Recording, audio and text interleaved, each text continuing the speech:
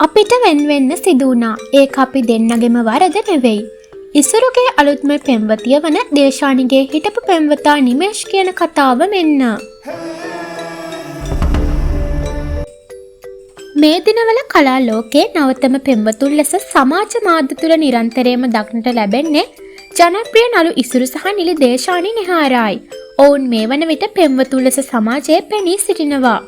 දේශානි සහ ඉසුරු අතර වසර ගණනක වයස් පරතරයක් තිබුණත් ආදරයට වයස බල නොපාන බව පවසමින් ඔවුන් මේ වන විට සතුටින් ගත කරනු ලබනවා. දේශානිගේ කලින් පෙම්වතා වූයේ ජනප්‍රිය කඩවසම් රංගන ශිල්පී නිමේෂ් එදිරිසිංහයි. 2019 මෑන්හර්ට් ඉන්ටර්නැෂනල් තරගයේ 3 වැනි ස්ථානය දිනාගත් නිමේෂ් 2021 දෙරණ අවුරුදු කුමරා තරගෙන් දෙවනි ස්ථානයට පත් වී තිබුණා.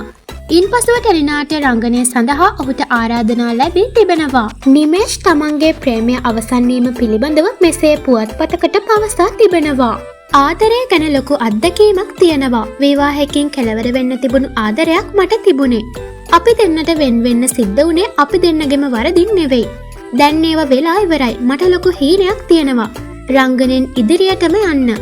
ඒ නිසා තනිකඩව ස්වාධීනව ඉන්න එක හොඳයි කියලා හිතනවා. දැන් මම ආදරය කරන්නේ මගේ අම්මටයි තාත්තටයි විතරයි. යනුවෙන් ඔහු පවසා තිබුණා.